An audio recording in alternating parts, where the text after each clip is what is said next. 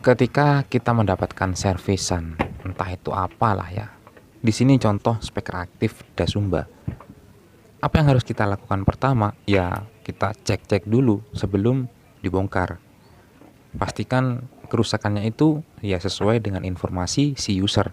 Kalau kata si user sih ini kerusakannya yaitu kadang mati, kadang hidup.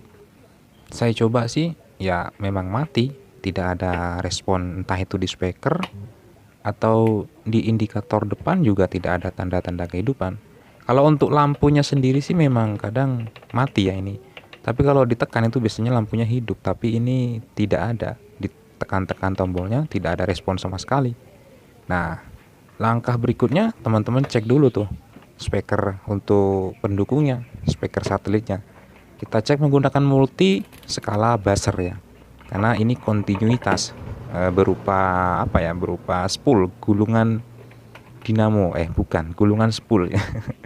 Jadi kita menggunakan kontinuitas dan kita cek ternyata speaker masih kondisi normal-normal saja. Di sini terukur sekitar 4 ohm ya. Keduanya masih terukur normal 4 ohm teman-teman. Berarti kondisi speaker aman, kita amankan terlebih dahulu. Lanjut kita bongkar ke bagian subwoofernya.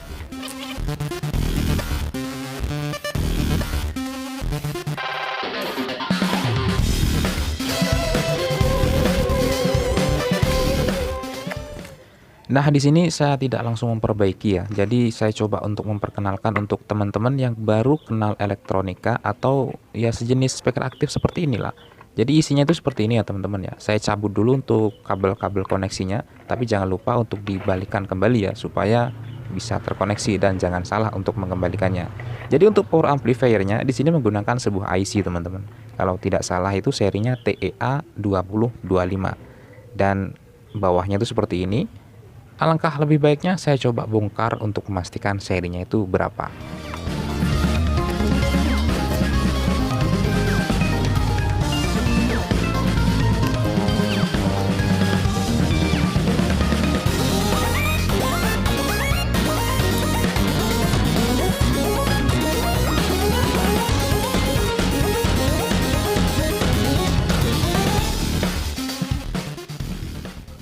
Dan inilah seri dari IC tersebut ya. Benar TEA 2025. Ini BT 2025, tapi sama aja teman-teman. Di situ menggunakan dua IC, yang satu itu untuk subwoofer di BTL dan yang satu untuk satelitnya. Langkah berikutnya kita akan mencoba untuk mengetes power supply-nya. Di bagian power supply-nya ini harus dicek juga ya teman-teman ya, untuk memastikan kondisi power supply-nya itu dalam kondisi normal. Seperti contoh di sini ada power supply yang menggunakan IC regulator 7805, di mana outputnya itu menuju ke bagian tune controlnya atau yes untuk modulnya juga sih. Di sini terukur 4,26 volt DC ya, masih terukur normal sih ya. Tapi kenapa mati total? Ya ada kemungkinan kabelnya atau mungkin soket-soketnya sudah mulai kurang bagus untuk koneksinya, karena ini katanya sih sudah lama nggak dipakai gitu. Kemudian kita coba lagi posisi terbuka seperti ini, kita koneksikan untuk modulnya apakah mau hidup atau tidak. Dipastikan soketnya dalam kondisi baik ya. Dan ternyata di sini setelah saya coba masih tidak ada tanda-tanda kehidupan. Lampu indikator mati, ditekan-tekan juga tidak ada respon untuk lampu indikatornya. Padahal tadi tegangan untuk modulnya itu normal ya teman-teman ya. Berikutnya kita akan coba untuk mengecek untuk power amplifiernya. Apakah power amplifiernya masih dalam kondisi normal. Ini untuk tegangan ke power amplifier. Kemudian kita coba untuk satelitnya terlebih dahulu ya. Output ke satelitnya kita colokkan. Pasang juga soket ke outputnya di bagian panel belakang. Kemudian kita pasang speaker satelitnya. Langkah berikutnya kita akan mencoba untuk menyentuh-nyentuh di bagian inputnya, itu menggunakan pinset kalau saya. Jadi kita coba sentuh-sentuh ya. Kita dengarkan.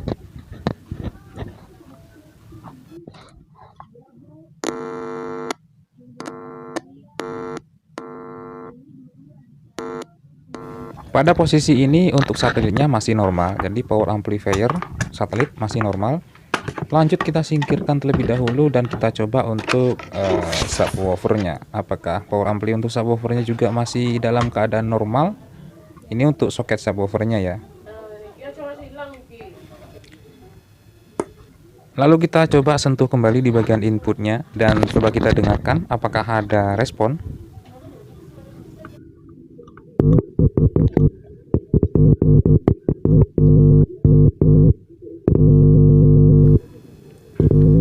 Sejauh ini untuk kondisi power amplifier baik subwoofer maupun satelit itu kondisi masih bagus. Berarti kita lanjut untuk mengecek di bagian modulnya. Kita bongkar aja untuk ya, selain kita ingin tahu dalamnya itu modulnya kayak apa, ini untuk informasi juga untuk teman-teman, modul dari Dasumba itu seperti apa.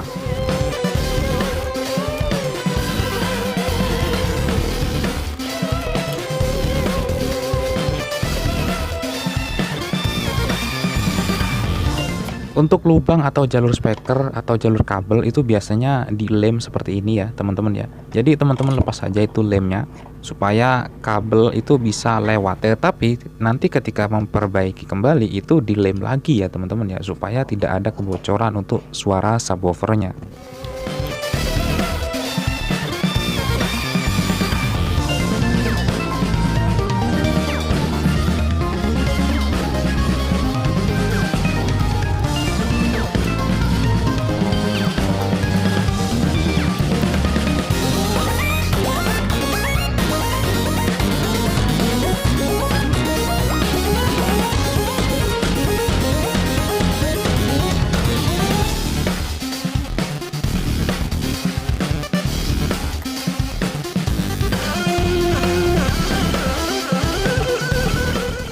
Langkah berikutnya saya akan mencoba untuk mengetes di bagian modulnya menggunakan power supply yang sudah kita bikin sebelumnya. Untuk mengetahui cara pembuatannya, teman-teman silahkan tonton video saya yang ini. Kita coba tes untuk LED-nya ya teman-teman ya. Ya siapa tahu mati LED-nya kan. Oh enggak, ternyata LED-nya masih hidup teman-teman. Kemudian berikutnya kita akan mensuplai modulnya, karena tadi kan suplainya 5 volt ya. Jadi kita atur. Karena ini PSU variabel ya, jadi kita atur sesuai kebutuhan kita itu bisa teman-teman. Kita atur di 5 volt untuk mensuplai modulnya.